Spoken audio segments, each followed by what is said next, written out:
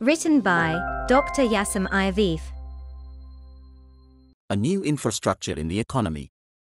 U.S. government policy, industry ownership, and unique network features largely explain the rapid globalization of the Internet. The Internet has become a universal medium that connects all economic units. Therefore, it is natural for more than one economic activity to settle there and electronic commerce to emerge. However, the definition of this concept is unclear. Because, as measurement attempts have proven, its scope is circumstantial. There is a very restrictive meaning with a very broad meaning that includes all economic activities supported by networks. That is, it is limited to online transactions on the Internet. Three basic observations should be made in this regard. First, the development of economic activities on networks, including digital networks, began long before the Internet.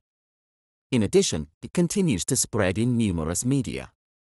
These media will eventually converge on the Internet, but they remain different today. Still, there is no need to go back to the telegram or the telephone, which play an important role in integrating a certain number of markets. We can note the emergence of large online transaction systems based on digital networks, especially in finance and transport, since the 1970s. The 1980s later saw the proliferation of different types of intercompany information integration systems, particularly in the trade, logistics and assembly industries such as the automotive or aerospace. All of these systems still exist today. As for in-house telecommuting networks, the first one dates back to the 1960s. E-commerce, both broadly and narrowly, does not proceed from the Internet alone. We now have some distance to analyze the role played by ICTs in the evolution of economic coordination. One of the main consequences in this context is that technology by itself does not determine any optimal organizational model. Certain constraints on organizational choices made by economic agents need to be removed. These choices basically depend on the way problems arise. Depending on the activities and institutional frameworks, coordination emerges. For this reason, there are many tangible forms of electronic markets and hierarchies, as well as situations where electronic media seem to be of little use.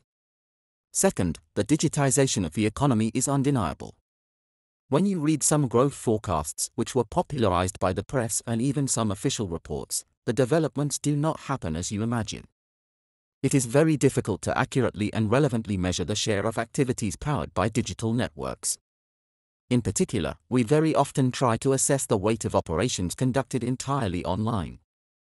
However, daily observations have the same importance in all dimensions of social life as in commercial matters. This shows that certain key components of the operation make it suitable for digitization and online production. Other components escape this virtualization. Since the virtual is complementary and inseparable from the real, it is pointless to try to measure the economic weight of the purely virtual. It is hardly surprising that pure online weight appears to be marginal in the economy. When this point of the method is achieved, a new step must be taken.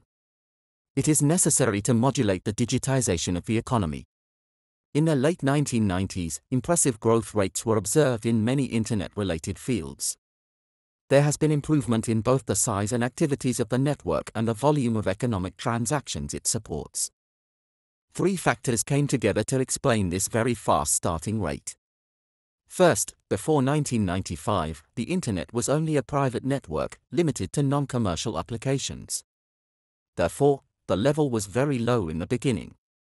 It then contributed to sustaining artificial growth, as many services were offered at prices well below cost price. Finally, a certain number of services and activities have been transferred from specialized networks to the Internet. The only truly reliable figures for e-commerce are data from the Ministry of Commerce. These data confirm the fact of a quick start. In the United States, online retail commerce has grown in volume since it was observed until the last quarter of 2000. However, objectively observed growth levels and rates are much lower than predicted. First of all, the first quarter of 2001 saw a decline in both the volume and relative weight of online commerce, whose share in retail trade fell to 0.91%. Of course, these figures should not be seen as the beginning of the regression in the development of the Internet and a move away from the digitization of the economy.